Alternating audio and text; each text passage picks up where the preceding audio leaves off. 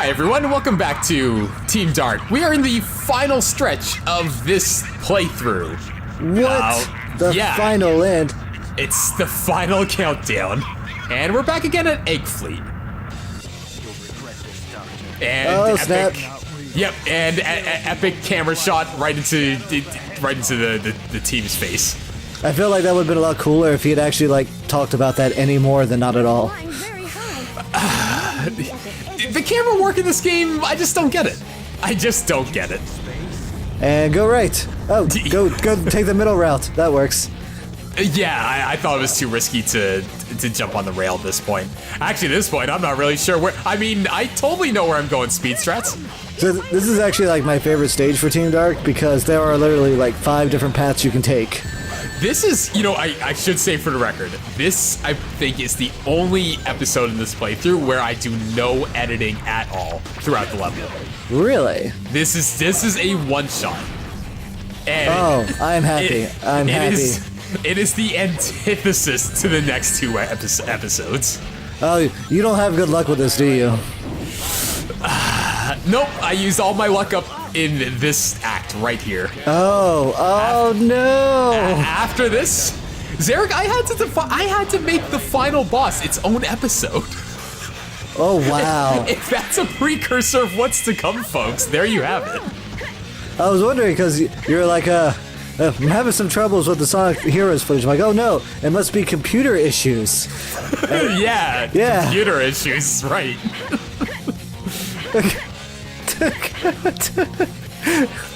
Man, I know the feels. Glorious hit detection.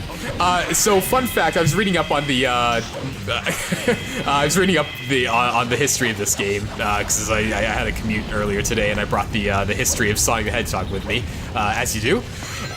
And turns out, what you're supposed to do apparently when in terms of game design and game development, when you're making a multi-platform game, you're supposed to basically choose a console and be okay, this is where we're gonna build the entire game, and then we're gonna port it and optimize it to the other 2 consoles. But what Sonic Team decided to do was actually make all 3 from the ground up for each version. Oh, that explains everything. That explains so much. That actually explains why the versions are drastically different from each other in a lot of ways. And that's why I was thinking because I remember when you said you were there was only 1 key in one of the stages on Dark. That might actually explain why that might actually be, or it might allude to as to why some stages in some versions have different number keys. That's just purely speculation. I didn't even think about that, but I could see that really, and man, so that's why people say the Xbox version is kind of the most rounded, not because it just ported better, but because things just worked out better. Yeah, it's just that would explain a lot. They said that the PS2 version had the least amount of power and memory, which again explains why. Hey, it might actually explain why we see those hanging E's and stuff like that. No, I still think that's just the PS3 software emulation. That too. Because that will cause some pretty drastic glitches on some random games. Yeah, I can see that. And it seems like a memory issue. Oh yeah. Some sort of RAM issue. For context, for those who haven't been watching the playthroughs on Zarek's channel, first go watch those playthroughs. Second, in the bosses, the boss title, when it disappears, it'll the first letter will remain on screen in a transparent form. It will hang for the entire boss fight. For the entire boss fight. It's pretty amazing. It's pretty amazing. Yeah, I remember seeing that for the first time. I was like, wow, what the hell? Anyway, they don't put those rings close. Going back to the actual game, they don't connect those rings close enough to do a double light speed dash, and it makes me sad. Oh, it feels like it should have been, because look, it goes up there. It does. You'd think that'd be I don't know, maybe you need more momentum, but I was already going pretty fast, or at a good pace, I would say. Some of those bullets, they're tracking on you, is pretty ridiculous. One thing I am happy about these bullets, though, is that if they hit if you're in the flying formation, they hit one of the other team members, you don't take the damage. That's pretty sweet. Yep. Whether it's intentional or not is a completely different question. He was sleeping. Why are the robots sleeping? Do they dream of electric sheep? No, they just dream of better hit detection. See, if not for the horrible hit detection, I would have let them be. They could have gone on dreaming their electric sheep. But nope, they just had to be taken care of. Their peace had to be disturbed. It's weird that Eggman builds all of his robots so human. Like Orbot and Cubot. Yeah, okay, that raises some interesting implications because ever since since the classic days of Sonic, they've always had like an organic counterpart. So I don't know, maybe he's just so used to them actually like having some sort of emotion that he started programming them with that. Actually, wait. Do Orbot and Cubot have animals inside of them? Oh shoot. Or are they just robots? Yo, because all of the Gamma units, even the updated ones, have animals in them.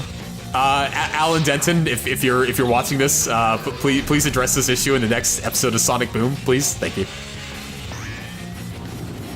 Do the robots in Sonic Boom have little creatures in them? No. Okay. Eggman's gone straight. Yeah, he's past that whole robotization stage of his life. He's just all about building like Destructor Bot and Demolition Bot and Burn Bot. yeah, those are the ones, word for word. I've been watching a dangerous amount of Sonic Boom lately. Oh, really? Do you guys? Is season 2 easily accessible in the States? Because like here, it's okay. I'm not the only one. I've actually just been watching a lot of season 1 because a lot of it is a lot easier to find. Yeah, I binged. Okay, I'm not editing this in any weird way, folks. This is just that's just the camera. Right, camera issues in this game. That's crazy talk, Will. Yeah, that's we'll get out. Okay. I binge watched season 1. It was pretty solid. I'd really like to see season 2 because I know they've been getting pretty topical with their with some of their themes and going all political and stuff like that. One thing I never understand about Cartoon Network in general, like ever, it drives me crazy. They never have good like DVD releases for their shows. But that's cartoons in general, isn't it? Because like, because like, Zerga, I'm turning around now. I'm looking at my DVD collection, and I've got like 8 sets of Sonic X DVDs, and I'm pretty sure they all belong to the same season. Okay, well that was back then. Oh, okay. But they do actually have like a season 1 and 2 bundle and a season 3 bundle now for that. They did, but it came out like what?